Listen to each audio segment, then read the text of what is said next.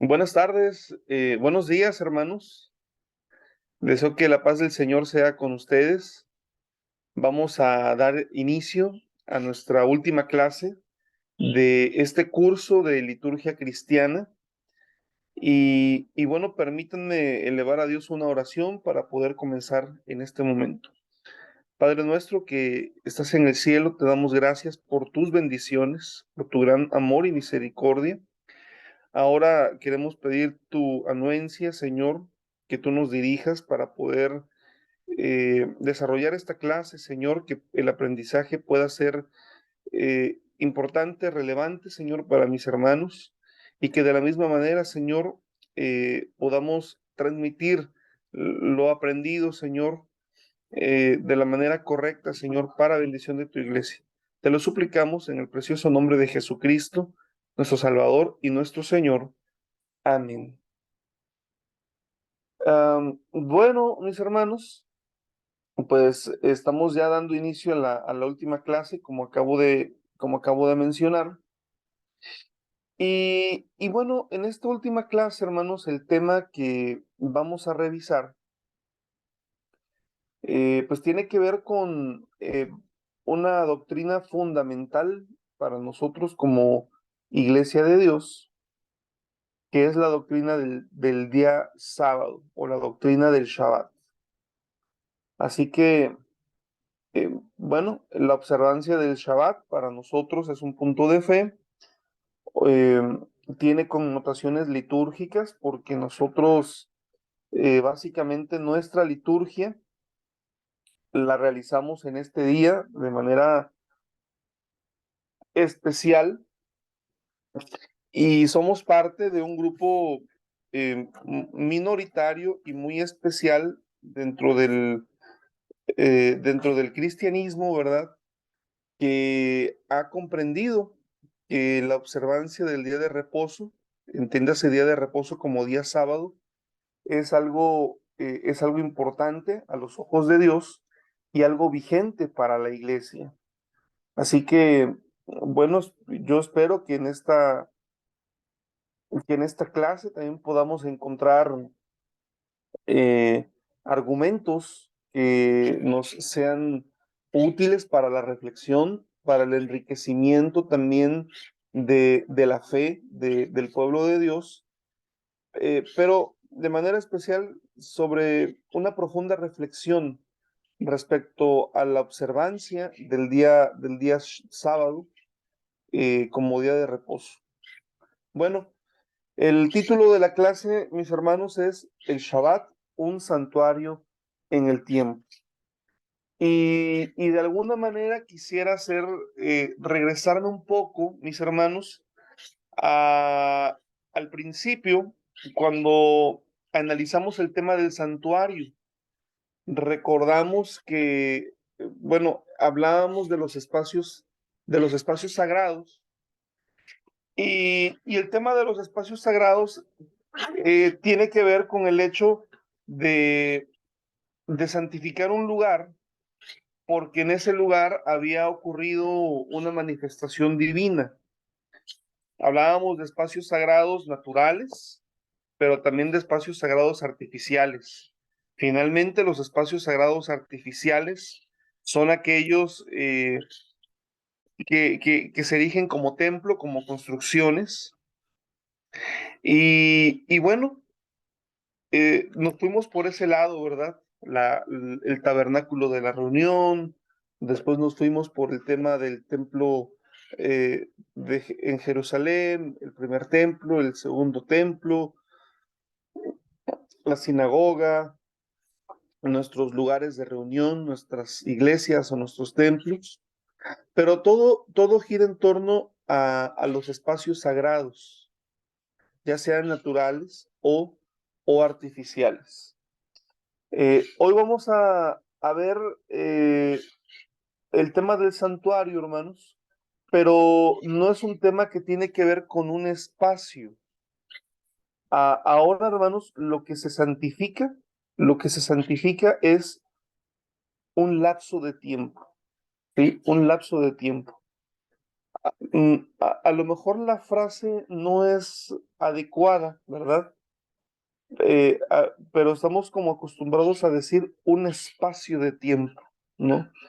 No es adecuada porque el espacio tiene forma, tiene dimensiones y no hay manera de medir el tiempo en esas categorías. Pero el Shabbat, hermanos, tenemos que pensar en él como en un santuario, pero un santuario no erigido, gracias, es un santuario no erigido en un espacio sagrado, sino un santuario que se erige, que se manifiesta, que se escoge en un lapso de tiempo, un santuario en el tiempo. Ujú. Así lo vamos a mirar, lo vamos a analizar. Y esta clase, hermanos, para mí es muy especial. Yo la diseñé tomando en consideración un estudio realizado por un arqueólogo y rabino, también de formación, de origen argentino, precisamente, llamado Adolfo Reutemann. Y bueno, su estudio a mí me pareció muy interesante, entonces no omito mencionar que bueno, esta clase para mí eh, tiene, bueno, está basada en un trabajo realizado eh, por este arqueólogo, ¿verdad? El Shabbat, un santuario en el tiempo.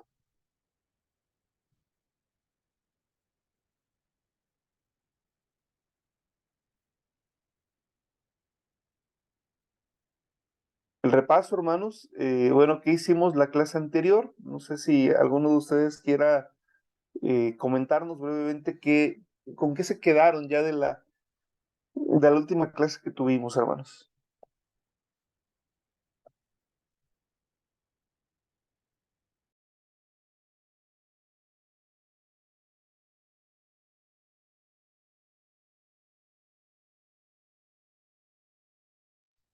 Buen día, pastor, buen día.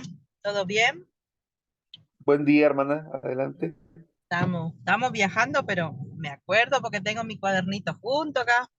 Hablamos sobre el bautismo, usted habló sobre el bautismo, habló sobre lo serio que es la celebración de la Santa Cena, cuando uno tiene que organizar todo, que todo esté preparado, que todo esté bien. Eso usted habló también sobre la bendición de los niños, el tema de la bendición de los matrimonios, de los certificados, eh, que todo sea con anticipación, que todo sea bien preparadito. Eso me gustó mucho. Es el modelo que a mí me gusta, que todo sea, ni un detalle, que no falte ni un detalle, que todo sea algo correcto, bien. Me gusta así ese sistema. Nada provisorio. Gracias, hermana Norma. Muchas gracias por su comentario. Bueno, sí, ayer hablamos de las ordenanzas, hablamos de los oficios eclesiásticos también. Las ordenanzas y los oficios eclesiásticos forman una parte fundamental de la vida de la iglesia, ¿verdad? Ah, hay recuerdos, ¿no? En los que yo digo, a veces nos atrevemos a desarrollar estos oficios eclesiásticos y las ceremonias, quizá no con la preparación adecuada, ¿verdad? Eh, en la mayoría de los casos, pero esto nos debe de motivar a que en lo sucesivo nosotros podamos eh, pues darle la relevancia, la importancia que esto tiene con nuestra preparación. El elemento más importante tiene que ver con la presencia de Dios y ese no lo podemos preparar y no lo podemos predecir. Eso depende de Dios y de la relación entre el creyente, el fiel y su creador. Pero nosotros, quienes participamos en estos oficios, sí debemos de darle la importancia que conlleva. Gracias, hermana Norma. ¿Alguien más quiere comentar algo, hermanos, sobre la clase anterior? Adelante, mi hermano Mario. Sí, por ahí un poco va de acuerdo a lo que decía Norma, ¿no? De tener todo eh, visto con anterioridad y me gustó mucho en ese sentido el de tener como comisiones encargadas de cada una de las tareas, ¿no? De tener un grupo encargado de las diferentes tareas dentro de cuando se hace, por ejemplo, nos daban el ejemplo del bautismo, ¿no? Que si se va a algún lugar que haya hermanos encargados de los vestidores, que haya hermanos encargados de la limpieza después de que termine el bautismo, ¿no es cierto? De que dejen en condiciones nuevamente el lugar. Y me parece muy interesante ese punto en el sentido de que por ahí a veces se dificulta en la iglesia delegar a veces los trabajos, ¿no?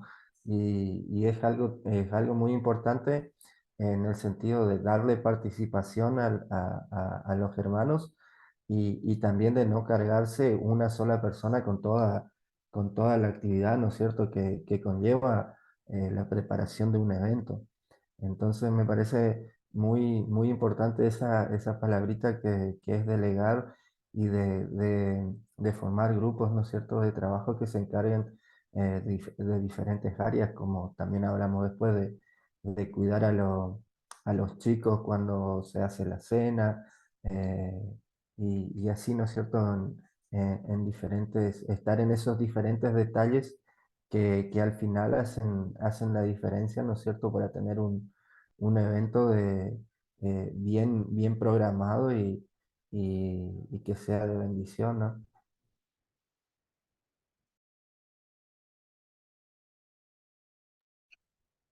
Muy bien, mi hermano Mario. Bueno, pues eh, también agradezco mucho la retroalimentación que nos brinda en este sentido, hermano. Creo que salimos reforzados, ¿verdad? Con la conciencia de la preparación que tenemos que hacer en muchas de las áreas de nuestra liturgia. Y quizá eso es una de los aprendizajes que nos deja el Antiguo Testamento, ¿no? El libro de Levítico, cómo ellos tenían ya determinado o establecido los pasos, ¿no? Que se tenían que hacer.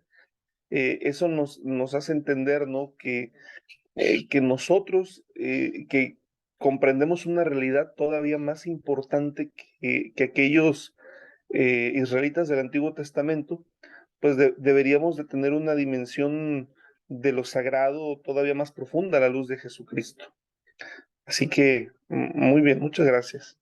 No sé si hay algún otro comentario, hermanos, antes de continuar con la clase.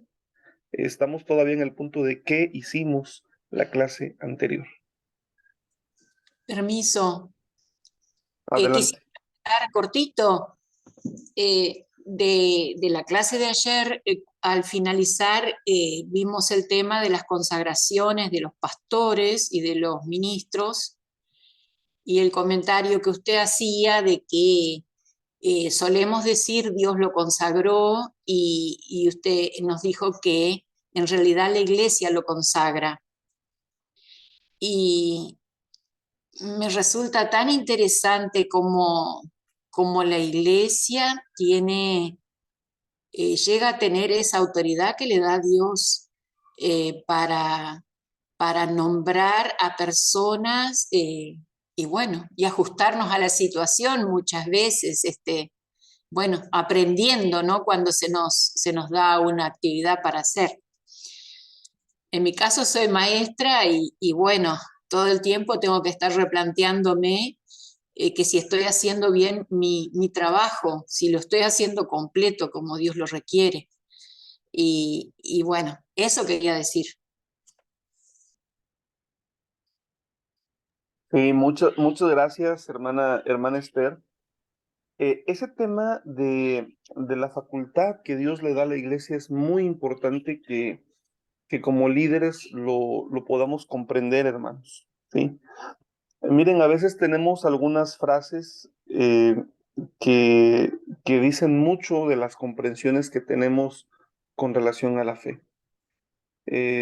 A veces quienes, quienes disfrutan o disfrutamos de una ordenación, decimos, es que yo fui consagrado por Dios y entendemos que en última instancia, hermanos, todos los creyentes, todos los creyentes, desde el momento que somos bautizados, ya estamos consagrados para Dios. Esto es algo de todos los creyentes. Por eso en el Nuevo Testamento se dice que somos real sacerdocio, nación santa, pueblo adquirido por Dios. Esto nos involucra a todos los creyentes, pero los que somos consagrados para algunas funciones ministeriales especiales, recibimos una ordenación de parte de la iglesia, hermanos. ¿Sí? En la función que yo realizo, hermanos, que es una función pastoral administrativa, me he encontrado con situaciones en donde se tienen que aplicar ciertas correcciones a algún consagrado. Y a veces ha habido comentarios donde, hermano, es que a mí me consagró Dios, entonces el hombre no me puede corregir, ¿no? Y la verdad es que la precisión es en otro contexto, no, hermano, a usted lo consagró la iglesia y por eso la iglesia lo puede corregir, ¿no? Esas son las facultades que Dios le da a su iglesia, hermanos, ¿sí? Y qué bueno que lo podamos entender en ese sentido. Nos debemos a la iglesia, quienes realizamos una función, nos debemos a la iglesia y nuestros ministerios los debemos realizar con profundo respeto hacia la misma. Bueno, muchas gracias, hermana Esther, gracias, hermano Mario, gracias, hermana Norma. También tenemos en el chat un comentario de la hermana María. Ella escribió lo siguiente, me gustó mucho cómo se desmenuzó las recomendaciones generales, porque más allá que se hacen en forma automática, no siempre los que participamos sabemos todo lo que se debe hacer. Bueno, muy bien, hermanos. Quizá entonces por ahí hay un área de oportunidad para los trabajos que se van a presentar. Bueno, vamos a continuar, ¿sí? Vamos a continuar ahora con nuestra clase, hermanos.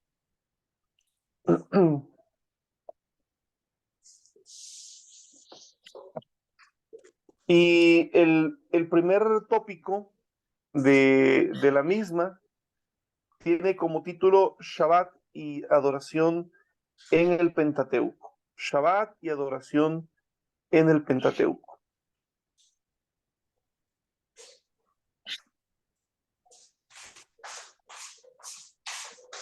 El Shabbat, un santuario en el tiempo. El Shabbat habría sido entendido ya en el antiguo Israel como un santuario en el tiempo, en clara oposición a las religiones paganas que preferían la santidad del espacio. Bueno, ya hemos visto realmente, hermanos, cómo cuando el pueblo de Israel, ¿verdad?, empieza a tener espacios sagrados, pues en realidad este era algo que no había sido algo original, algo que había surgido propiamente en Israel, sino que las religiones de la antigüedad, todas las religiones en sí, pues han tenido espacios sagrados. Incluso en las características de los santuarios, primero del tabernáculo de la reunión y posteriormente del templo en Jerusalén, hermanos, pues sabemos que las descripciones o las características de estos recintos finalmente pues también tenían que ver con las características de recintos contemporáneos en aquellos tiempos. Bueno.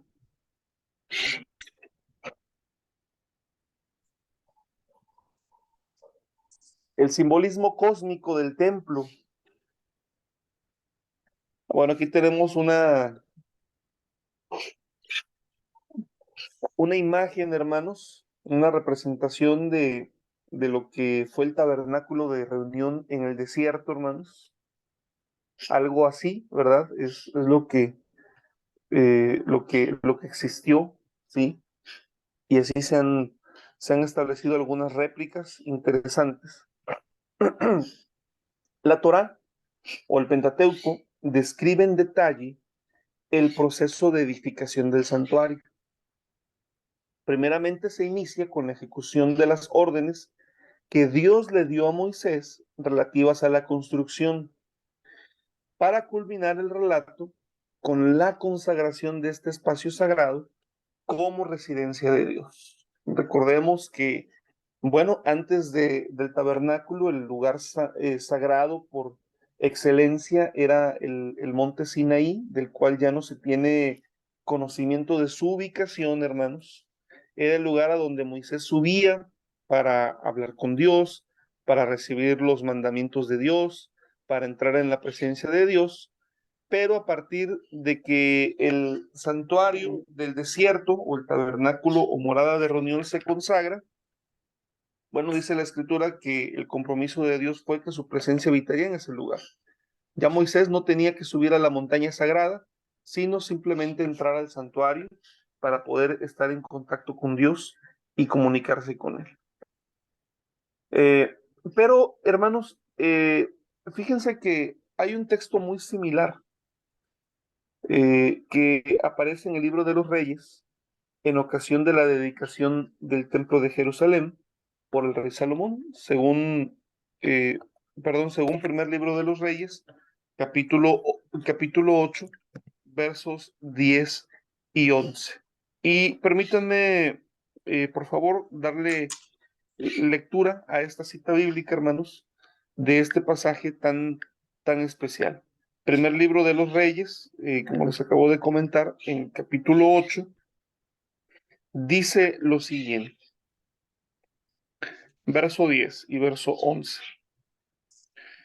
Cuando los sacerdotes se retiraron del lugar santo, la nube llenó el templo del Señor, y por causa de la nube, los sacerdotes no pudieron celebrar el culto, pues la gloria del Señor había llenado el templo. En esta cita bíblica, hermanos, con esta descripción, cuando el templo salomónico, el primer templo establecido en Jerusalén, fue inaugurado, pues fue una forma en la que se explicó, ¿verdad?, que la misma gloria de Dios que había habitado en el tabernáculo del desierto, bueno, ahora esa misma presencia gloriosa de Dios habitaría y estaba ya habitando en el templo construido por Salomón en Jerusalén, hermanos. ¿Sí? Así que de alguna manera se trasladan las propiedades o características santificadoras de un lugar al otro, hermanos. Obviamente sabemos las implicaciones que distinguían a un lugar del otro, ¿no? El tabernáculo del desierto era portátil, ¿verdad? Era un lugar plegable, era un lugar que se recogía, ¿verdad? Y que a donde quiera que iba y se establecía, era un lugar santo, ¿no? Y el lugar donde estaba, en tanto el tabernáculo estuviese allí, era considerado sagrado. Y el templo, pues era un lugar, fue un lugar fijo, ¿verdad? Fue un lugar que engrandeció de una manera muy especial la ciudad de Jerusalén, la cual se llegó a conocer hasta nuestros días como una ciudad santa. Es una ciudad santa en el sentido de que allí existió el templo de Jerusalén, el templo a Dios. Pero podemos hacernos algunas preguntas, hermanos. Por ejemplo, ¿qué interés pudo encontrar el israelita antiguo en los detalles arquitectónicos del santuario? Otra pregunta es, ¿acaso su lectura le evocaba asociaciones y percepciones diferentes de las nuestras? En otras palabras, hermanos, pues nosotros cuando leemos en el Pentateuco, el tema de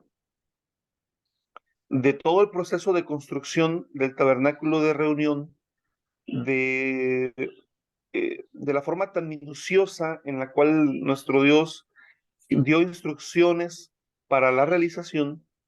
eh, pues para nosotros esto nos dice, ¿no? Que fue algo muy minucioso, que fue un diseño muy especial, pero ¿será que solamente se trata de eso o los antiguos israelitas podían vislumbrar en medio de todas estas instrucciones algo más, hermanos?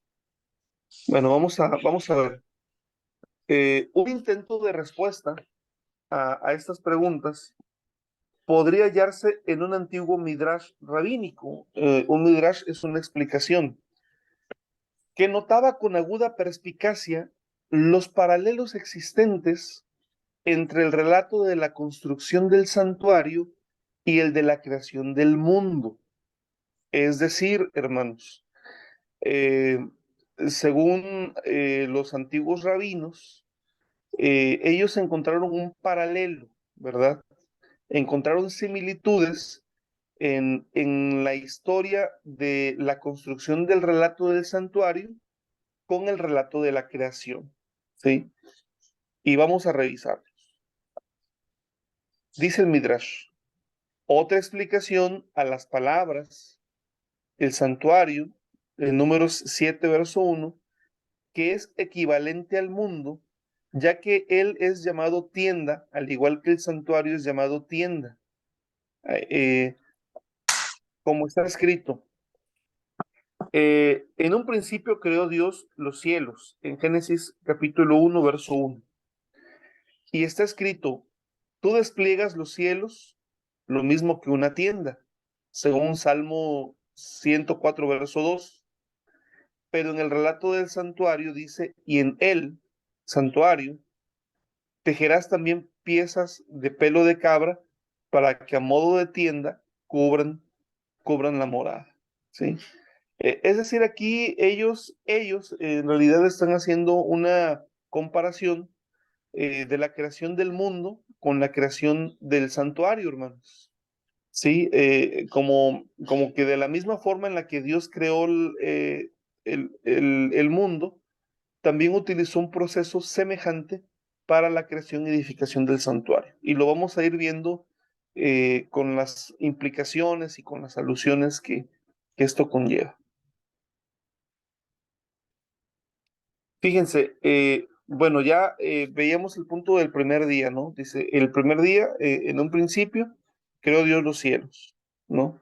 Y cuando se crea el santuario, se dice también tejerás piezas de pelo de cabra para que a modo de tienda cubran la morada, según Éxodo 26, verso 7. En el segundo día de la creación está escrito, dijo Dios, haya un firmamento por en medio de las aguas que las aparte unas de otras, según Génesis 1:6. Y en el relato del santuario dice, y el velo os servirá para separar. Como pueden ver, allí hay una connotación de separar, apartar, ¿sí? Una corresponde al relato de la creación y la otra corresponde también al relato del santuario.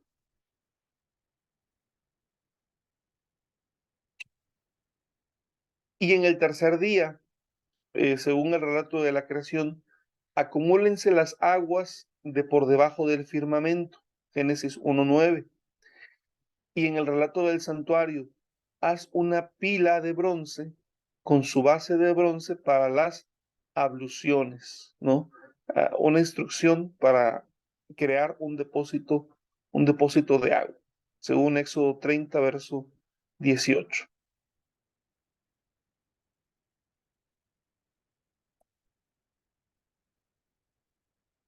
Y en el cuarto día, haya luceros en el firmamento celeste, Génesis 1:14. Y de manera paralela, en el relato del santuario dice, harás también un candelabro de oro puro, según Éxodo 25, verso 31.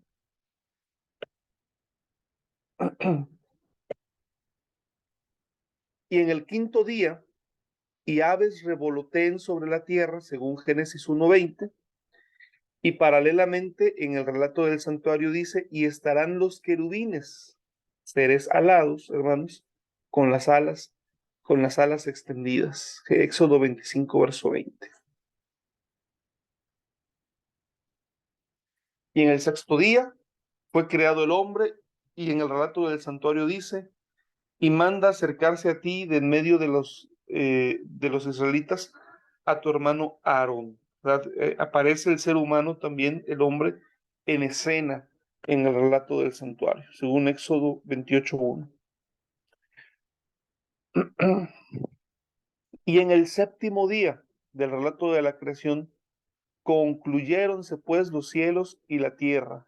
Y en el relato del santuario dice, y así fue acabada toda la obra de la morada. ¿Sí? Es decir, ya no hubo más obra de construcción en el santuario.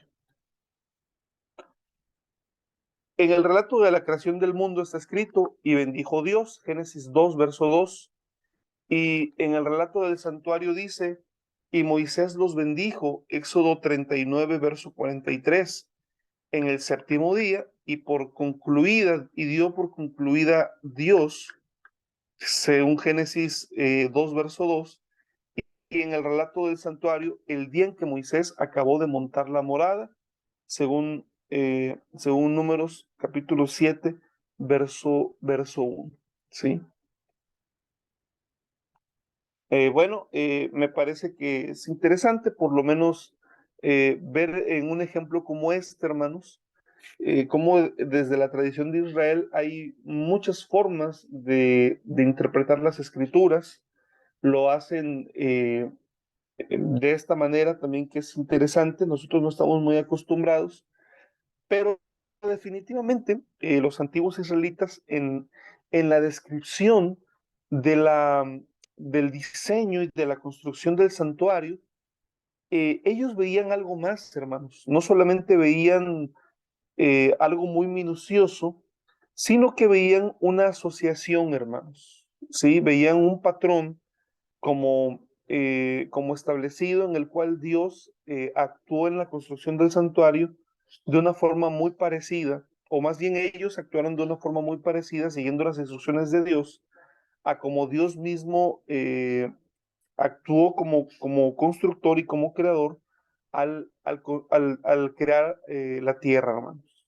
¿Sí? Fíjense, dice, y en el séptimo día, y lo santificó. Génesis 2:3. Y en el relato del santuario dice, y lo consagró, Números 7:1. De acuerdo a este texto homilético, entonces el autor bíblico habría visto en el santuario y sus detalles arquitectónicos una representación del mundo, un plano del universo. Uh-huh.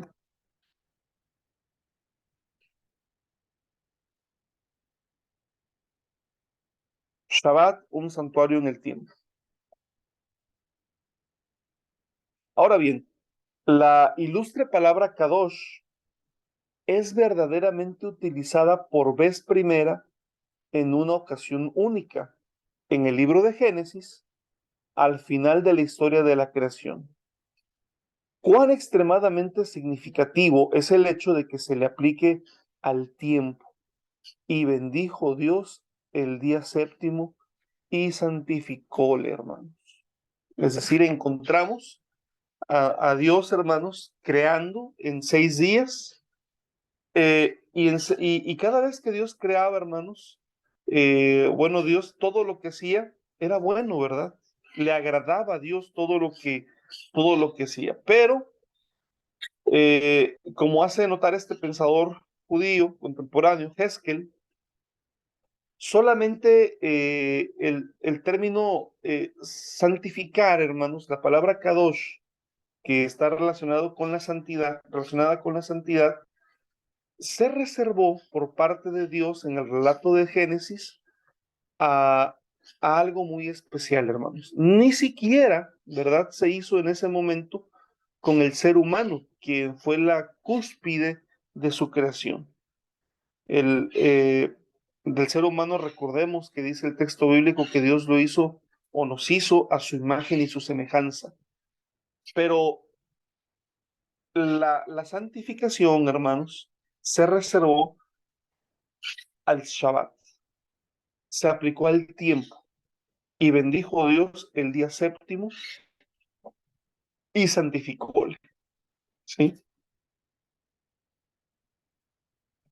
Lo primero que Dios santificó es el tiempo. Posteriormente, y la historia bíblica y la historia de salvación, todo el relato, toda la narrativa bíblica, obviamente nos enseña que Dios posteriormente santificó lugares, santificó santuarios, santificó personas, santificó un pueblo. Con Cristo Jesús santificó a un pueblo también. Pero lo primero que Dios santificó, hermanos, lo primero que Dios separó fue un espacio de tiempo, el séptimo día. Ujú.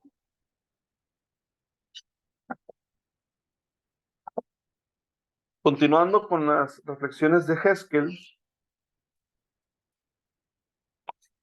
él escribió lo siguiente: no hay referencia alguna en el registro de la creación a ningún objeto en el espacio dotado con el atributo de santidad. Es esta una desviación radical del pensamiento religioso corriente. El espíritu mítico, y con espíritu mítico nos vamos a referir a toda la religiosidad existente en la antigüedad, tal vez esperase que Dios, luego de establecer el cielo y la tierra, crearía un lugar sagrado, una montaña o una fuente donde habría de fundarse un santuario. No obstante, parece que en la Biblia la santidad del tiempo, el Shabbat, precediera a todo lo demás, ¿no? Según lo escrito en el libro El Shabbat y el hombre moderno, de Editorial Paidós. Vean, hermanos, cómo Dios lo que santifica es el tiempo, ¿sí?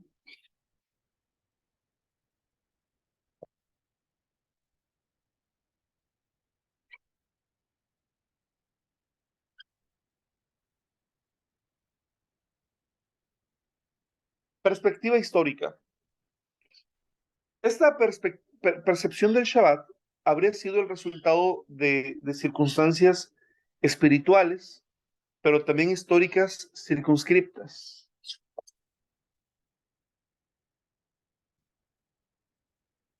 El Shabbat suplantó gradualmente al templo como el símbolo unificador central del pueblo judío. Este cambio tuvo lugar originalmente en el contexto de las luchas sectarias del periodo del Segundo Templo y fue últimamente confirmado por la destrucción del templo. ¿Sí?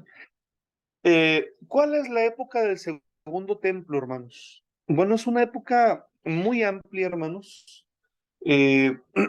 Ustedes saben que nosotros como cristianos, y más que como cristianos como occidentales, solemos comprender el mundo en dos grandes secciones, refiriéndonos a la historia, y hablamos de antes de Cristo y después de Cristo.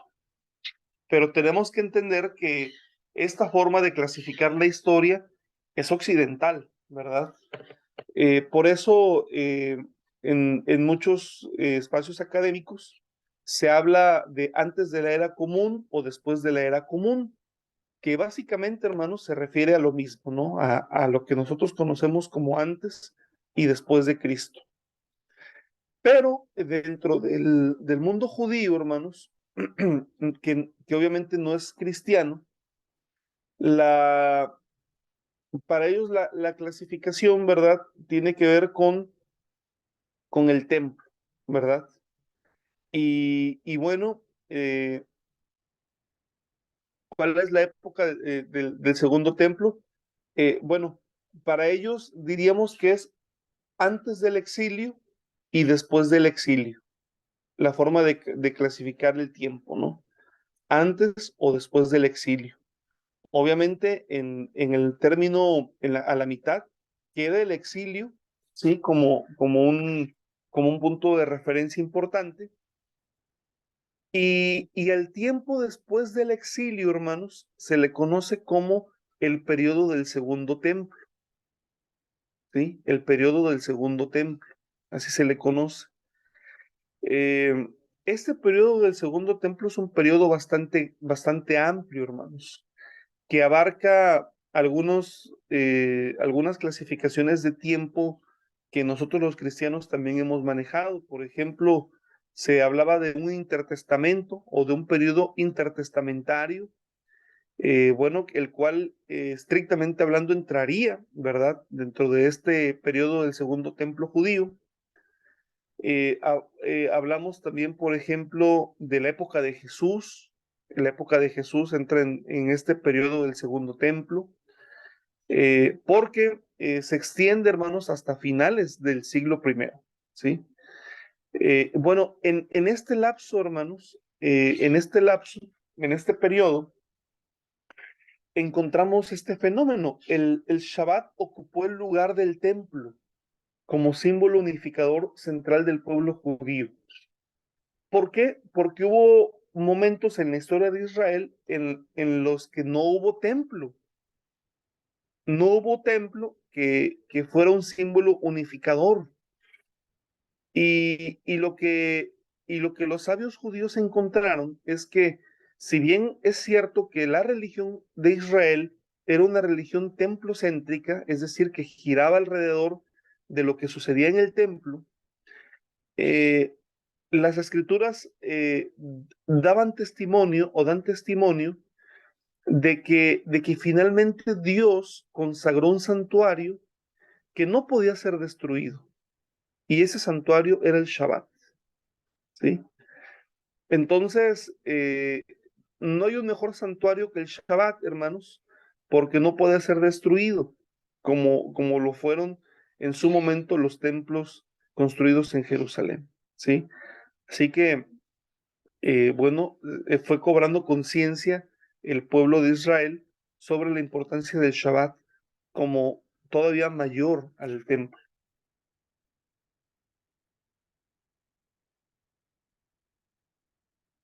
Solo a partir de la destrucción del templo de Jerusalén por los romanos en el año 70 de la era común, cuando se vieron privados de llevar a cabo los rituales prescriptos por la Torá en el espacio sagrado, consagrado por la tradición, los judíos buscaron una alternativa religiosa para permitir su supervivencia.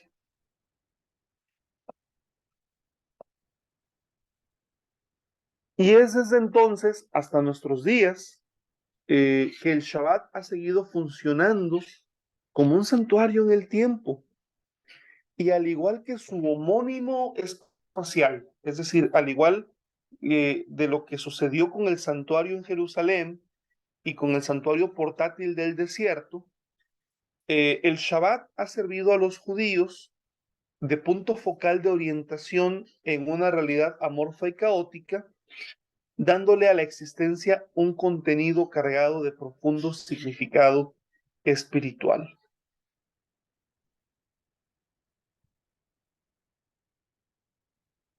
Otro tema interesante a comprender, mis hermanos, tiene que ver con lo siguiente: el Shabbat como una fiesta y como una señal.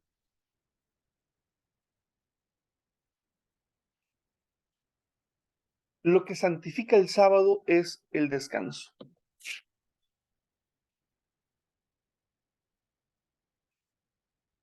Cuando uno hace un repaso de todas las leyes que mencionan el sábado, se hace evidente que el descanso es el elemento común y más fundamental en ellas. He aquí algunas. Éxodo capítulo 23, verso 12, dice lo siguiente: 6 días trabajarás y al séptimo día reposarás, para que descanse tu buey y tu asno, y tome refrigerio el hijo de tu sierva y el extranjero, ¿sí? Aquí la ordenanza tiene una función muy especial. 6 días trabajarás y el séptimo día reposarás con un propósito. ¿Cuál es este propósito? Para que descanse tu buey y tu asno, y tome refrigerio el hijo de tu sierva y también el extranjero, ¿sí? Así que aquí vemos que hay una función muy específica del Shabbat, ¿sí? El reposo es el elemento esencial, hermano. Ujú.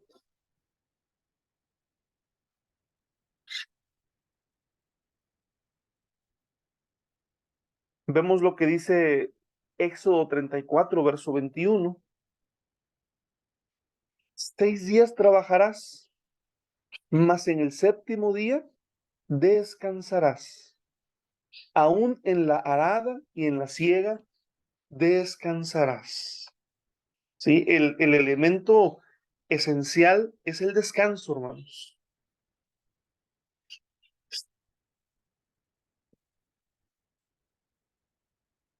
Éxodo capítulo 35, versículo 2 dice: 6 días se trabajará,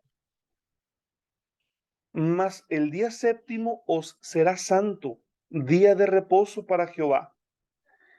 Y viene la sentencia: cualquiera que en él hiciere trabajo alguno, morirá.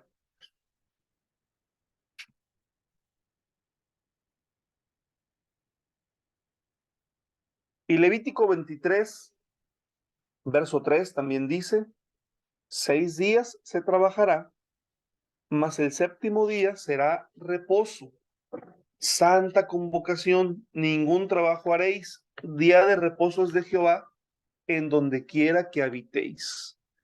Ya en este pasaje de Levítico se introduce un elemento nuevo, un elemento que no está presente en las prescripciones del Éxodo. Al reposo, aunado al descanso, ¿verdad? Ya en Levítico se menciona que en el día séptimo también puede haber una santa convocación, es decir, una asamblea en donde el pueblo de Israel se reúne para adorar a Dios. Pero indudablemente, hermanos, el elemento esencial, lo que santifica el sábado, es el descanso, hermanos.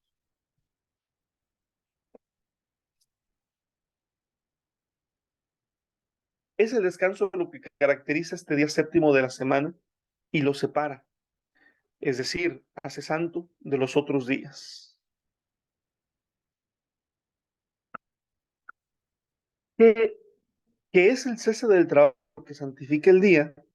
Se dice explícitamente en Jeremías 17:24, santificando el día del sábado como sin realizar en él trabajo alguno.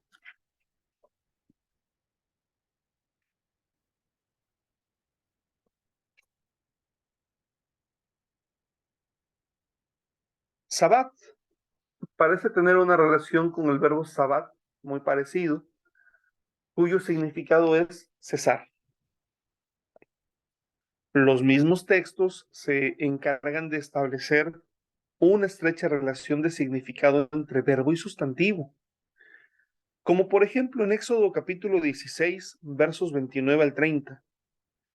Mirad que Yahvé os ha puesto el sábado, Sabbat, por eso el Shabbat, por eso el día sexto os da ración para 2 días, y el día séptimo cesó, Sabbat, el pueblo. Dos palabras muy parecidas, hermanos. Eh, argumentaremos eh, que el cese del trabajo es motivo de alegría y festividad, pero por el momento basta señalar que en el séptimo día se descansa para Yahvé. Éxodo 35, verso 2 dice: 6 días se trabajará, mas el séptimo día os será santo, día de reposo para Jehová. Cualquiera que en él hiciere trabajo alguno, morirá, según Éxodo 35, verso 2. Y también dice Levítico 23:3, una cita que acabamos de ver hace unos momentos: 6 días se trabajará, mas el séptimo día será de reposo, santa convocación. Ningún trabajo haréis. Día de reposo es de Jehová en donde quiera que habitéis. Dice Éxodo 31:15, 6 días se trabajará, pero el día séptimo es Sabbat Sabatón, día de reposo, santo para Yahvé. Todo el que haga trabajo en el día sábado, ciertamente morirá. Hermanos, estos textos en sí, ¿verdad? Hasta donde vamos en este momento de la exposición con relación al día sábado, al día de reposo, hermanos, eh, nos, nos permiten de alguna manera, ¿verdad? Eh, pues tener la plena conciencia de que hay un elemento sumamente importante en el día de reposo. ¿Cuál es, hermanos? Bueno, pues la misma definición que damos al día de reposo lo está diciendo. Es un día de reposo, es un día de descanso, ¿no? Por comentarios que he podido tener muy edificantes con hermanos como mi hermano Abraham, o hermanos que han estado en Argentina, en Uruguay, ¿verdad? Eh, pues a mí me parece que la forma en la que ustedes observan el día de reposo, el día sábado, es una forma, a mí me gusta más, me parece más genuina de lo que hacemos en algunos lugares, como aquí en México, ¿verdad? Pero yo estaba reflexionando, hermanos, lo primero, ¿qué tanto predicamos en nuestra iglesia acerca de la observancia del día de reposo?